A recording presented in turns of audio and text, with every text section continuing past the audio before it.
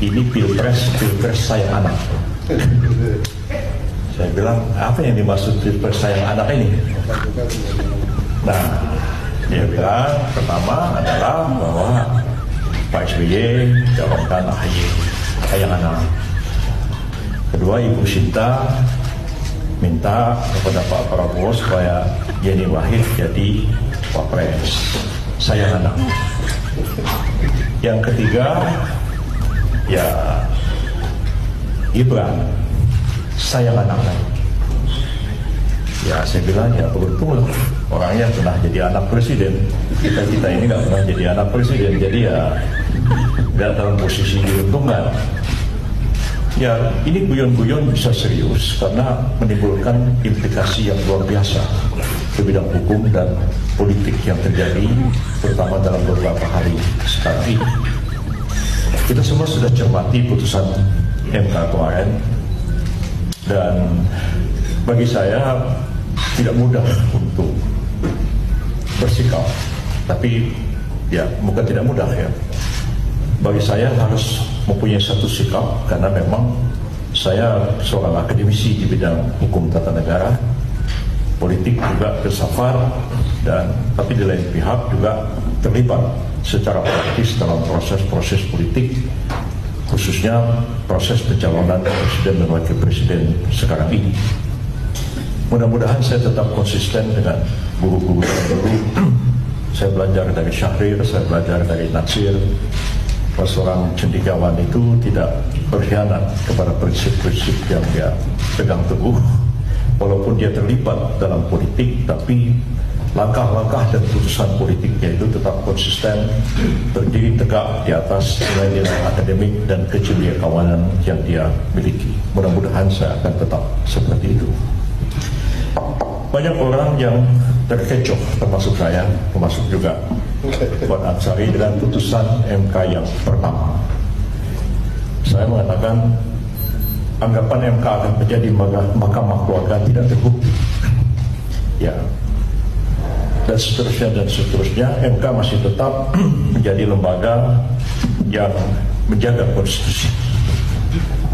Tapi sampai pada putusan keempat, tiba-tiba kita semua agak terhenyang, dan itu sudah merupakan sepertinya sebuah kejutan besar dan sebuah anti klimaks terhadap 3 putusan yang ada sebelumnya. Bagi saya putusan yang terakhir ini problematik. Walaupun kalau ditanya kepada kita para yuris, yang berlaku dari sebuah putusan pengadilan itu yang mana? Kita pasti mengatakan yang berlaku itu adalah diktum putusan. Tapi tentu diktum putusan itu kan adalah muara dari pertimbangan-pertimbangan yang ada sebelumnya dan mengalir seperti air dari hulu mengalir ke muaranya. Tapi kalau kita telah dengan mendalam, putusan ini tidak mengalir dari hulu, dari hilir sampai ke muaranya. Dan boleh saya katakan putusan ini mengandung satu cacat hukum yang serius. Putusan ini bahkan mengandung satu penyelundupan hukum. Ya.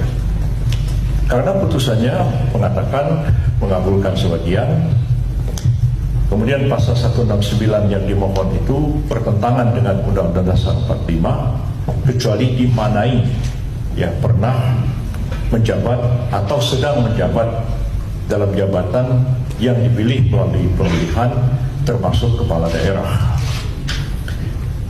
Tadi sudah disinggung sama Pak Anshari bahwa kalau kita lihat putusan ini memang bukan putusan bulat. Ada dissenting opinion, ada concurring opinion. Kalau dissenting itu memang dia tidak setuju dengan putusan. Ya. Jadi waktu saya pertama kali jadi Menteri Kehakiman itu mengintroduksi adanya dissenting opinion itu dalam putusan pengadilan.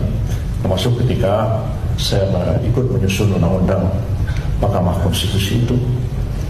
Dissenting dia berbeda. Kalau ada putusan kemudian ada dissenting itu ditaruh di bagian daripada putusan itu sendiri, dan nanti dilihat skornya berapa. Karena hakim MK itu 9, kalau 4 dissenting, 5 setuju dengan diktum putusan, maka diloloskan walaupun hanya perbedaan satu. Sekarang dalam putusan nomor 90, putusan keempat MK kemarin itu, ya ada 4 hakim dissenting, ya, dan kemudian ada 2 concurring. Nah, artinya kalau dissenting seperti dikatakan oleh Pak Ansari tadi, dissenting itu putusannya itu sama, cuma argumen putusannya itu berbeda, ya. Jadi seperti itu.